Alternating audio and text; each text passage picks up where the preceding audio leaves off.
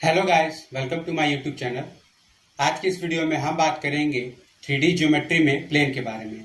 इससे पहले की जो हमारी वीडियो है उस वीडियो में मैंने आपको 3D ज्योमेट्री में ही लाइन के बारे में और डायरेक्शन कोसाइन के बारे में आपको बता दिया है। ठीक है, तो आइए चलिए वीडियो स्टार्ट करते हैं।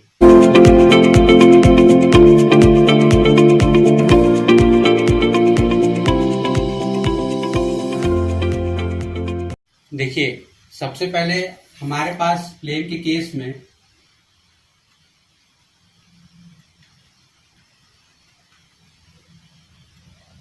सबसे जो बेसिक फॉर्म होता है वो आपको पता है,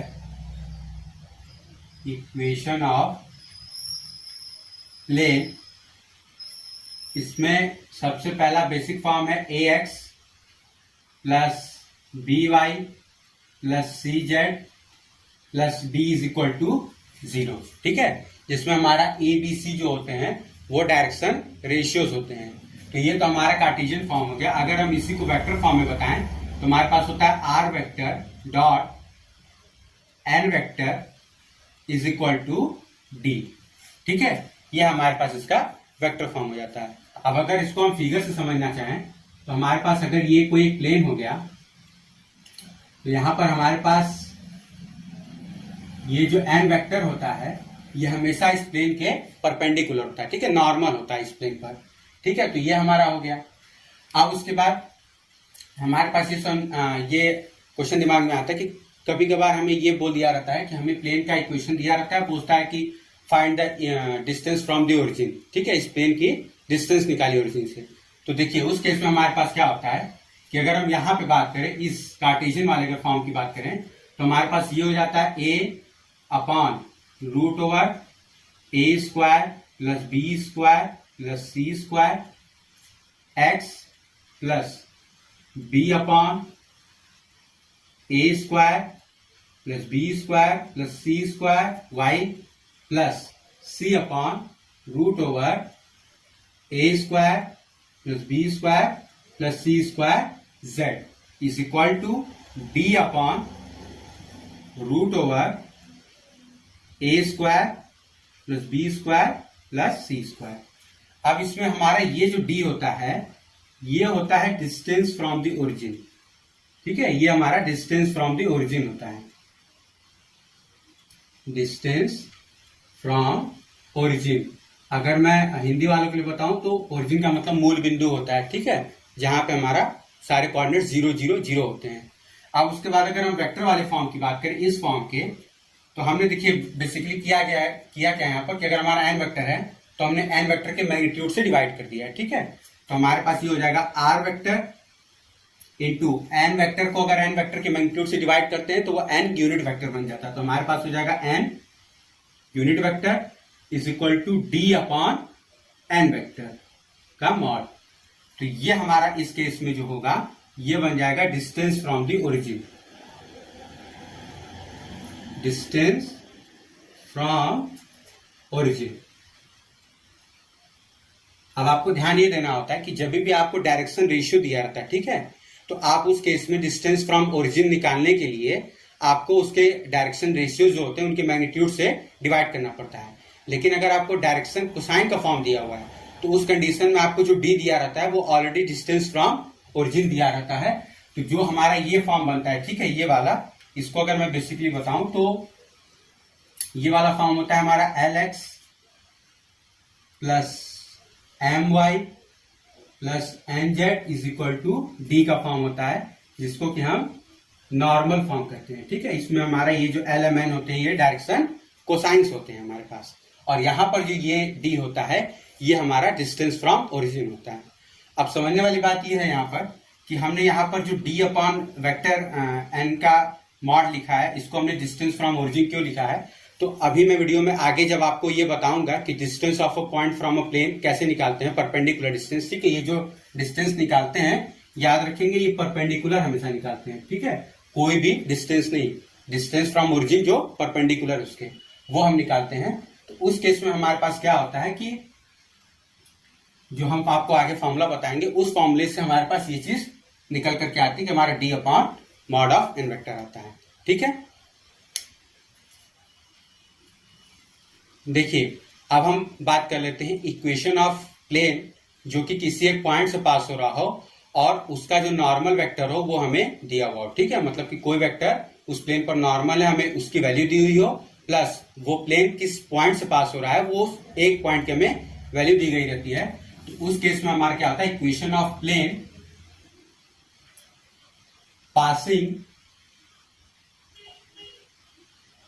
passing through one point.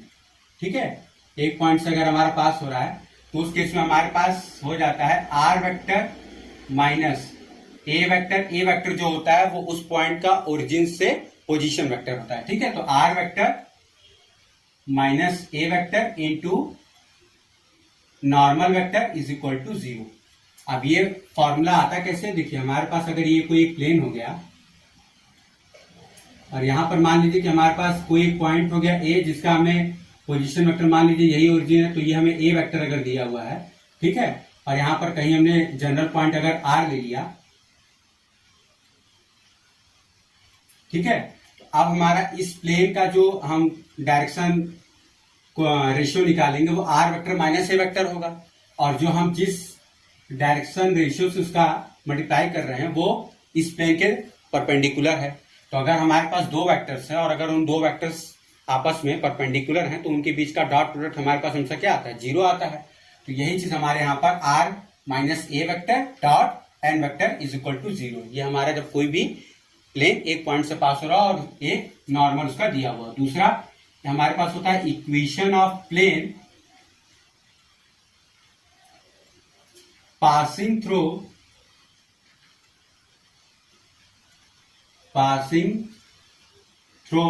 3 points. अगर वो 3 पॉइंट से पास हो रहा है हमारे पास तब हम क्या करेंगे, तो देखिए उस केस में हमारे पास बस हमको 3 पॉइंट्स दिए रहेंगे। तो वहां पर हम कैसे निकालते हैं कि हमारा मान लीजिए ये हो गया, ये हो गया और ये हो गया। ठीक है, इस पॉइंट का पोजीशन वेक्टर मान लेते हैं ए वेक्टर हो गया, इस वाले पॉइंट का बी वेक्टर हो गया और इस वाले पॉइंट का हमारे पास सी वेक्टर हो गया। ठीक है, तो अब हम क्या करते हैं, देखिए एक हमारे पास डायरेक्शन रेशियो मिलेगा r vector minus a vector. ठीक है, एक हमारा मिल जाएगा।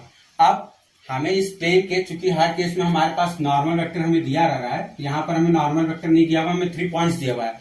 तो हम क्या करेंगे, इस प्लेन का नॉर्मल वेक्टर निकालेंगे। तो हम करेंगे क्या कि हम बी माइनस ए क्रॉस सी माइनस ए करेंगे। तो अगर बी माइनस ए हमारा जो डायरेक्शन रेशियो होगा वो इस प्लेन में होगा, सी माइनस ए भी जो डायरेक्शन रेशियो होगा वो सेम प्लेन में होगा, और जब हम उनके बीच का क्रॉस प्रोडक्ट निकालेंगे तो वो उस प्लेन के परपेंडिकुलर आ जाएगा। तो हमारे पास हो जाएगा B vector minus a vector cross C vector minus a vector. ठीक है, ये हो जाएगा। अब ये वेक्टर और ये वेक्टर आपस में परपेंडिकुलर हो गए, तो इनके बीच का डॉट प्रोडक्ट की वैल्यू कितनी होगी, 0। तो ये हमारे पास दूसरा फॉर्म हो जाता है। ठीक है, वेक्टर का, जब हमारे पास वो 3 पॉइंट से पास हो रहा है। अब हम एक बात कर लेते हैं लास्ट फॉर्म की, जो कि हमारा इंटरसेप्ट फॉर्म होता है प्लेन का।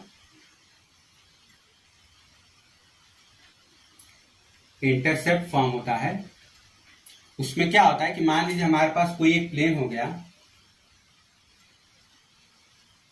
जिसका कि एक्स वाई और जेड एक्सिस पर इंटरसेप्ट हमें दिया हुआ है। ठीक है, यहाँ पे एक्स एक्सिस हो गया, ये वाई हो गया, ये जेड हो गया।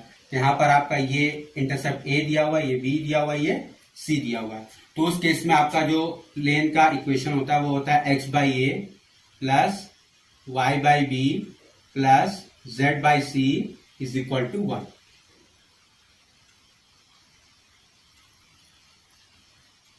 ठीक है, ये हमारे पास उस गिवन प्लेन का इंटरसेप्ट फॉर्म का इक्वेशन हो जाता है। ठीक है,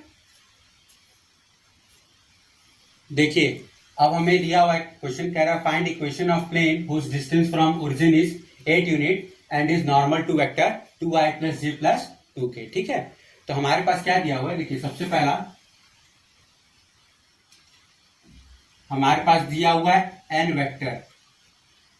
ठीक है, n वेक्टर हमें दिया हुआ है 2i plus j plus 2k। ये हमें दिया हुआ है। अब हमने आपको बताया था कि जब भी हमें डिस्टेंस फ्रॉम ओरिजिन दिया रहता है, ठीक है, तो उस कंडीशन में हमारा जो वेक्टर का इक्वेशन होता है वो होता है r vector dot n cap is equal to d. यहाँ पर एन कैप हमारा क्या होता है, इस नॉर्मल वेक्टर का यूनिट वेक्टर होता है।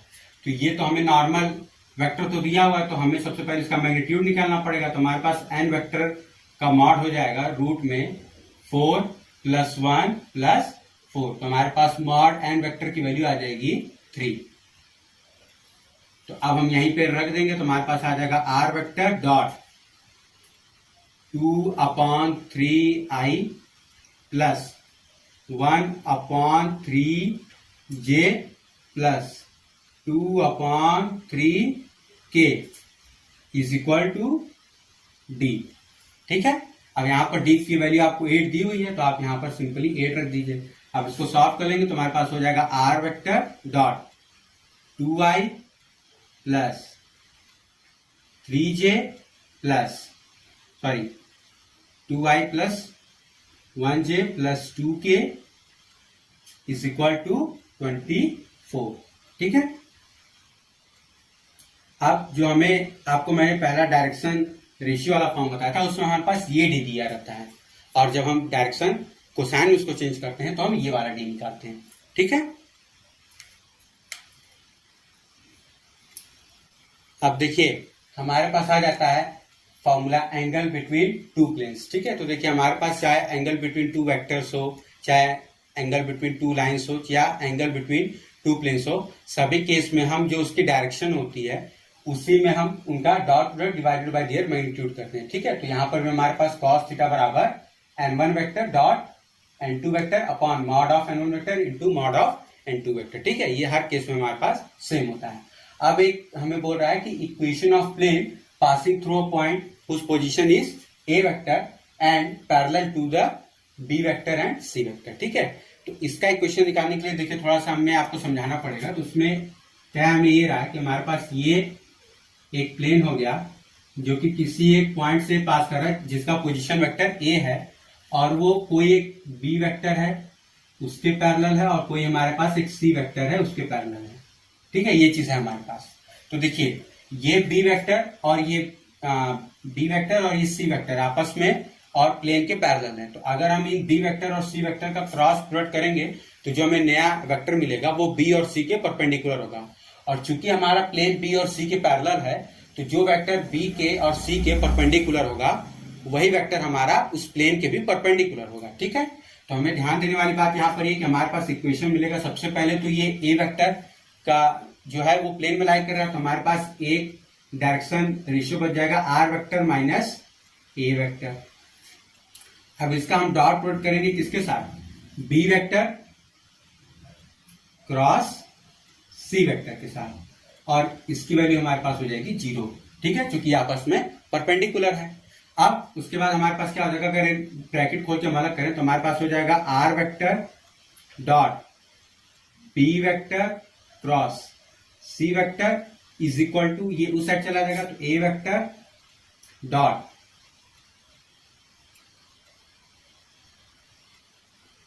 ये चीज।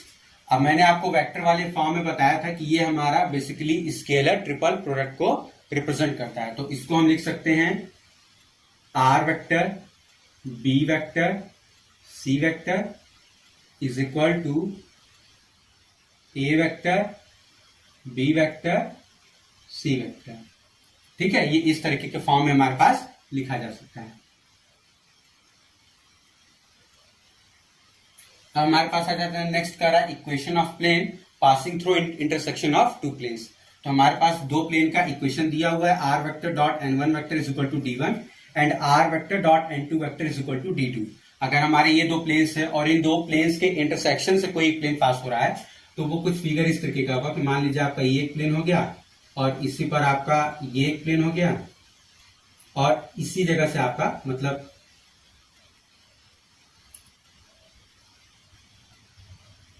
ठीक है, अब इसी जगह से आपका एक नया प्लेन पास हो रहा है। ठीक है, ये इस तरीके का। ठीक है, ये फिगर ऐसा ही होगा, मतलब जैसे आप बुक खोलते हैं, ठीक है, तो बुक का दो खोलिए हिस्सा और एक हिस्सा जो बीच में पन्ना आप पकड़ लीजिए। ठीक है, ऐसे तो आपके पास ये जो है इस प्लेन का बात कर रहा है, आपको इस पार्ट का और इस पार्ट का इक्वेशन दिया हुआ है, आपको ये जो बीच वाला पन्ना है उसका इक्वेशन निकालना है। तो हमारे पास ये चीज हो जाता है r vector dot n one vector minus t one plus lambda times are vector dot n two vector minus t two is equal to 0। ठीक है, ये हमारे पास हो जाता है। अब यहां पर भी डॉट प्रोडक्ट हमने यहाँ पर क्या किया हुआ सिंपली कि इसको सेट कर दिया है, और जब भी हमें लाइन का या कोई भी केस निकालना होता है तो हमें पता होता है कि ये दो प्लेन से पास हो रहा है, तो इस वजह से ये इसका लैम्डा टाइम से हमेशा आएगा। ठीक है, देखिए हमारे पास है क्वेश्चन कह रहा है find the equation of plane passing through intersection of planes R vector dot i plus 3j minus k is equal to 5 and are vector dot 2i minus j plus k is equal to 3, और ये पास कर रहा है point 21 minus 2 से। ठीक है, तो देखिए सबसे पहले हमने आपको बताया था किसको हम are vector dot i plus 3j minus k minus 5 plus lambda times are vector dot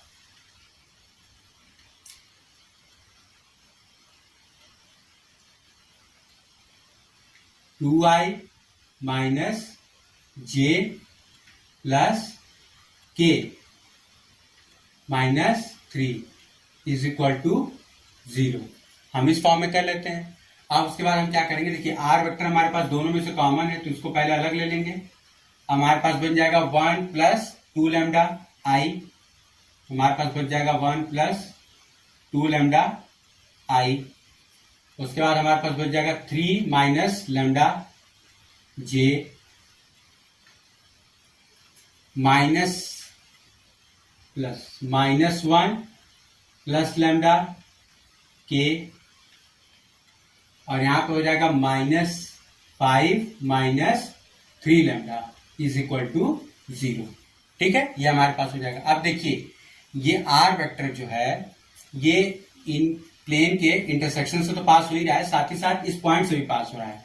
तो अगर हम आर वेक्टर में एक्स आई वाई जे और जेड के की बात करें तो उस एक्स आई की जगह हम एक्स की जगह 2 रखेंगे, वाई आई की जगह वाई जे की जगह हम 1 रखेंगे, और जेड के की जगह हमारे मतलब जेड की वैल्यू हमारे पास -2 हो जाएगी। तो हम इसको ऐसे लिख सकते हैं, हमारे पास हो जाएगा 2i प्लस जे माइनस के, क्योंकि इस पॉइंट से भी पास कर रहा है तो ये इसको सेटिस्फाई करेगा। तो हमारे पास हो जाएगा 1 plus 2 lambda i plus 3 minus lambda j plus lambda minus 1 k minus 5 minus 3 lambda is equal to 0।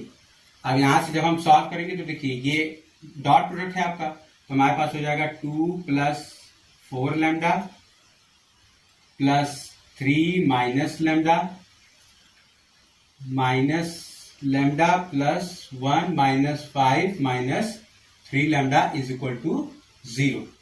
ठीक है, अब ये चीज हो जाएगा। अब यहां से हम लैम्डा की वैल्यू निकाल लेंगे। तो देखिए प्लस 4 लैम्डा हो गया, यहाँ पे माइनस लैम्डा माइनस 2 लैम्डा और ये -3 तो -5 लैम्डा, तो -5 lambda plus 4 lambda is equal to हमारे पास हो जाएगा माइनस लैम्डा, और 2 प्लस 3 प्लस 1, तो 2 प्लस 3 आपकी वैल्यू हो गई 5 plus 1 6 minus 5 that is plus 1 is equal to 0। तो दिस इंप्लाइज दैट हमारे पास लैम्डा की वैल्यू हो गई 1। अब यही लैम्डा की वैल्यू उठा करके हम यहां पर रख देंगे, तो हमारे पास हो जाएगा आर वेक्टर डॉट, अब जैसे यहां पर हम 1 रखेंगे तो देखिए 1 प्लस 2 आपकी 3i हो जाएगी। ठीक है, उसके बाद यहां पर रखेंगे तो 3 माइनस 1 2j हो जाएगा, और यहां पे लैम्डा -1 तो 1 माइनस 1 यानी 0 के, और यहां पे रखेंगे तो -5 -3 -8 तो दैट इज इक्वल टू 8। ये हमारे पास इसका आंसर हो जाएगा।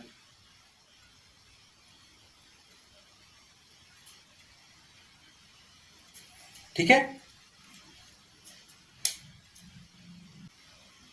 अब देखिए हम बात कर लेते हैं image point, foot point and perpendicular distance of a point a vector on a plane. ठीक है, मतलब कि किसी भी एक प्लेन से अगर हमारे पास कोई पॉइंट है तो उस पॉइंट से उस प्लेन पर परपेंडिकुलर डिस्टेंस कितनी होगी, उस प्लेन पर फुट पॉइंट कौन सी आएगा, और उस प्लेन की रिस्पेक्ट में हमारे पास इमेज पॉइंट क्या मिलेगा, इस बारे में हम बात कर लेते हैं। ठीक है, तो देखिए सबसे पहले हम क्या करेंगे कि मान लीजिए हमारे पास कोई एक प्लेन हो गया। ठीक है, जिस प्लेन का हमारे पास इक्वेशन है r vector dot n vector is equal to d. ठीक है, ये हमारे पास है।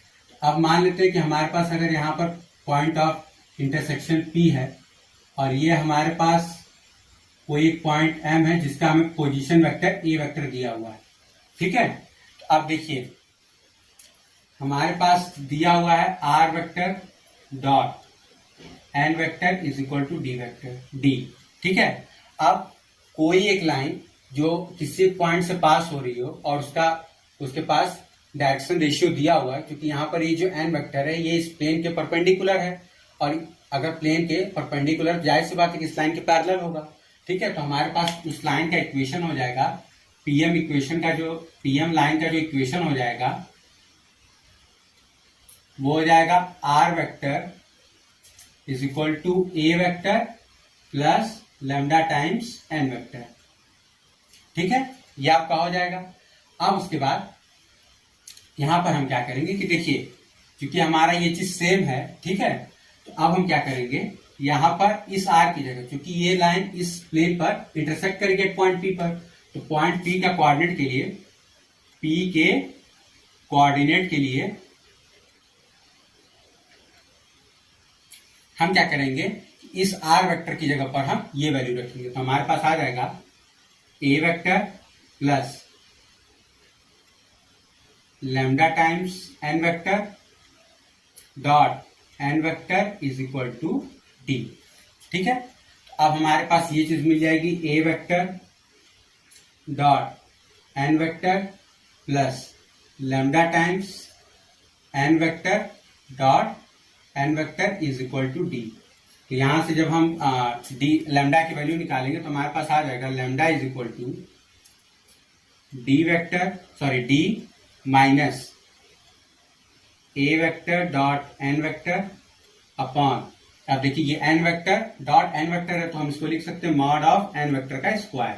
ठीक है, ये हम लिख सकते हैं। अब हमारे पास लैम्डा की ये वैल्यू आ गई। अब यही वैल्यू लैम्डा की उठा करके हम यहाँ पे अगर रख दें, ठीक है, इसमें, तो हमारे पास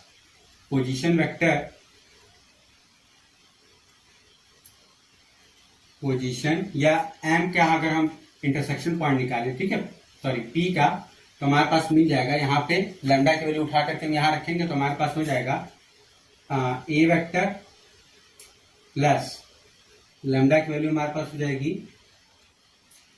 D minus a vector dot n vector upon mod n vector का स्क्वायर डॉट एन वेक्टर। ठीक है, ये हमारे पास हो जाएगा इस पॉइंट पी का कोऑर्डिनेट। अब अगर हम इस पीएम लाइन का डायरेक्शन रेशियो निकालें तो हम इसमें से ये माइनस कर देंगे, चाहे इसमें से ही माइनस करें चाहे इसमें से ही माइनस करें। ठीक है, हमें यहाँ पर इसके मैग्नीट्यूड से मतलब है, चूंकि हम डिस्टेंस की बात कर रहे हैं। तो अगर हमारे पास डायरेक्शन रेशियो ऑफ पीएम निकालेंगे तो हमारे पास इस पॉइंट पी का कोऑर्डिनेट माइनस ये वाला एम वाला, तो हमारे पास हो जाएगा देखिए a vector plus d minus n vector dot a vector upon mod n vector का square dot n vector minus a vector हो जाएगा, क्योंकि एम का आपका पोजीशन वेक्टर ए वेक्टर है। तो अब इस ए से आपका इस ए की वैल्यू कैंसिल हो जाएगी। तो आपने ये direction ratio of PM vector निकाला। अब अगर हम इसके डिस्टेंस की बात करेंगे पीएम वेक्टर के मॉड की, तो हमारे पास हो जाएगा mod of d minus n vector dot a vector का मॉड अपॉन एन वेक्टर के मॉड का स्क्वायर इंटू एन वेक्टर का मॉड। अब हमारे पास n वेक्टर का मॉड, इससे ये कैंसिल हो जाएगा। तो हमारे पास जो डिस्टेंस, अगर हम इसको d मान लें, तो हमारे पास जो डिस्टेंस d आएगी वो हो जाएगी mod of d minus n vector dot a vector upon mod of n vector. ठीक है, अब देखिए यही चीज अगर हमारे पास डिस्टेंस फ्रॉम ओरिजिन हो जाएगा तो हमारा यही a की वैल्यू 0 हो जाएगी, और जब a की वैल्यू हमारे पास ये 0 हो जाएगी तो यहीं पर हमारा d upon mod n vector आ जाएगा, जो कि मैंने आपको स्टार्टिंग बताया था कि अगर हमें डिस्टेंस फ्रॉम ओरिजिन निकालनी होती है तो हम d upon mod n vector करते हैं। ठीक है, ये वहीं से आया कि हमारा a की वैल्यू यहाँ पर 0 हो जाएगी। इसको आप d डैश कर लीजिएगा क्योंकि आपका ऑलरेडी एक जगह d दिया हुआ है।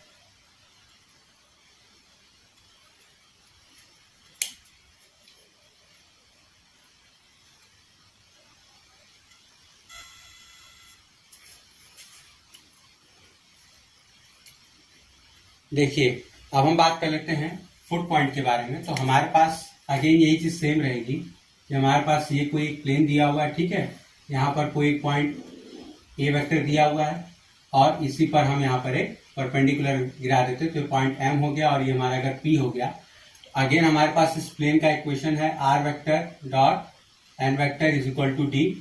तो हमारे पास हो जाएगा r vector dot n vector is equal to d. अब हमारा इस पॉइंट ए से और इसका हमें डायरेक्शन रेशियो पता है तो उस लाइन का इक्वेशन हो जाएगा इक्वेशन ऑफ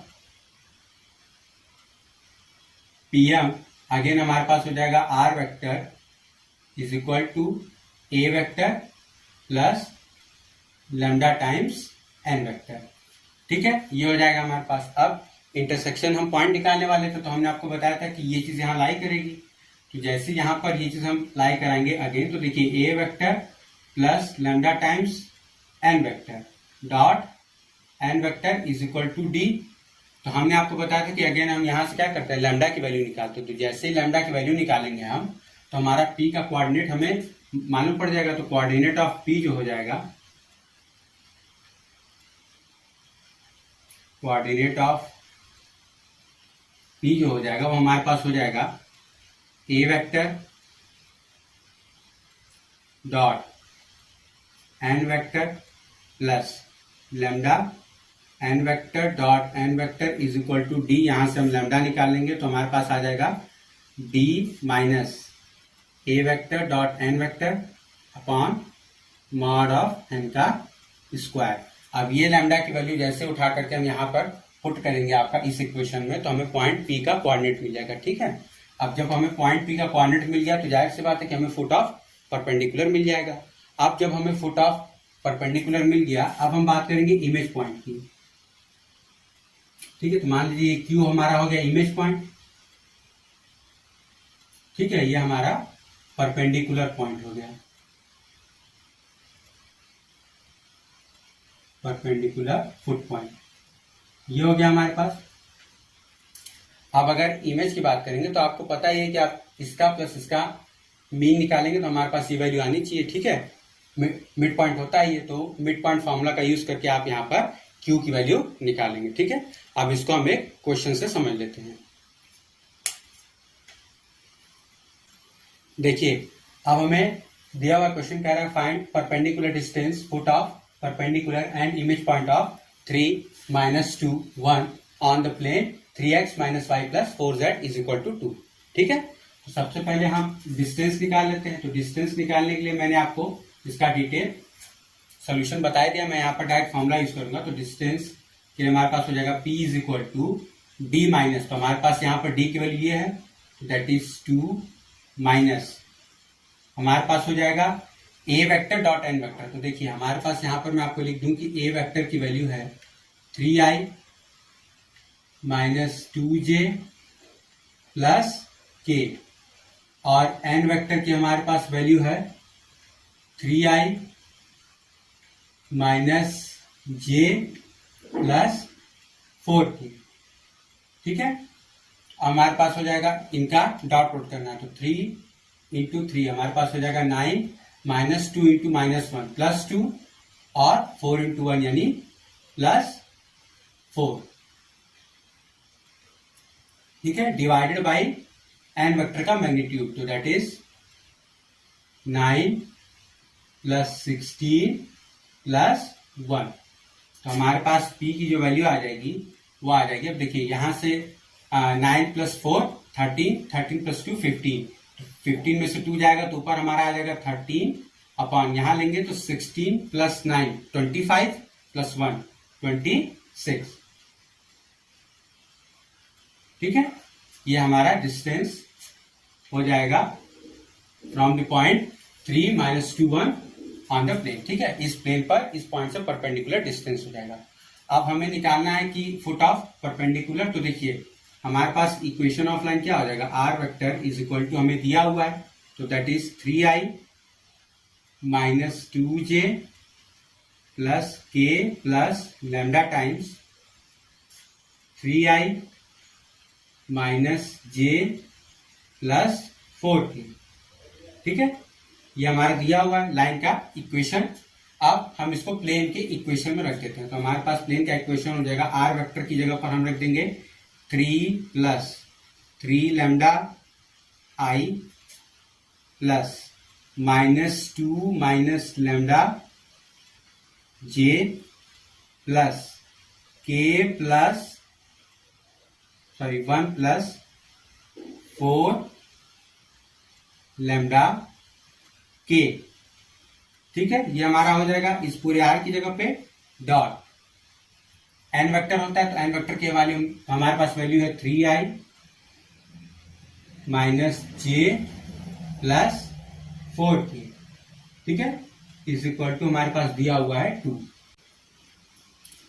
अब देखिए हमारे पास हो जाएगा ये चीज 9 प्लस 9 लैम्डा, यहां पर हो जाएगा -1 - 2 यानी +2 प्लस लैम्डा आपका प्लस हो जाएगा 4 plus 16 lambda is equal to 2। ठीक है, तो यहां से हम ऐड करेंगे तो देखिए ये 2 से 2 आपका कैंसिल हो जाएगा, हमारे पास हो जाएगा 9 प्लस 4 13 और यहां पर हो जाएगा आपका 9 लैम्डा प्लस 16 लैम्डा तो दैट इज प्लस 26 लैम्डा। तो हमारे पास इज इक्वल टू 0, तो हमारे पास लैम्डा की वैल्यू आ जाएगी -1/2। अब जैसे -1/2 हम यहां पर रखेंगे तो हमारे पास हो जाएगा 3 - 3/2 आई कैप प्लस -2 प्लस हाफ जे कैप और उसके बाद हमारे पास हो जाएगा के लिए 1 - 4/2 के कैप। ठीक है, अब हमारे पास हो जाएगा ये चीज 3/2i और ये हो जाएगा हमारे पास -3/2j और ये हमारे पास हो जाएगा -k। ये हमारे पास फुट ऑफ परपेंडिकुलर हो जाएगा। ठीक है, अब हम बात कर लेते हैं इमेज पॉइंट के बारे में।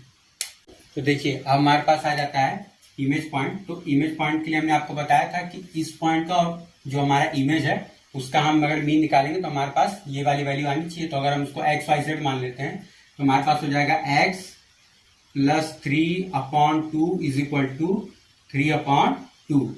यहां से हम वैल्यू निकालेंगे 2 से 2 कैंसिल, तो हमारे पास x की वैल्यू आ जाएगी 0। अब y की वैल्यू निकालेंगे तो हमारे पास हो जाएगा y - 2/2 इज इक्वल टू -3/2। 2 से 2 आपका कैंसिल, यहां पर आपकी वैल्यू मिल जाएगी y इज इक्वल टू -1। ठीक है, और आपकी z की वैल्यू हो जाएगी z plus 1/2 is equal to हमारे पास हो जाएगा -1। तो ये हमारे पास हो जाएगा z इज इक्वल टू -3। तो हमारे पास जो इमेज पॉइंट मिल जाएगी वो मिल जाएगी 0 -1 -3। ठीक है,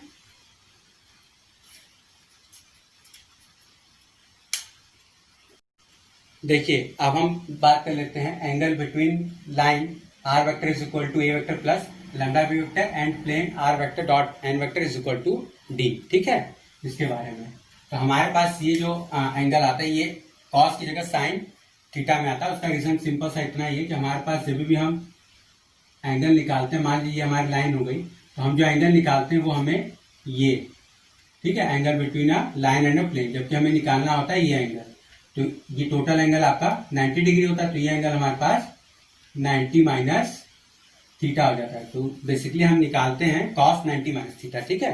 तो हमारे पास वो हो जाता है sin थीटा।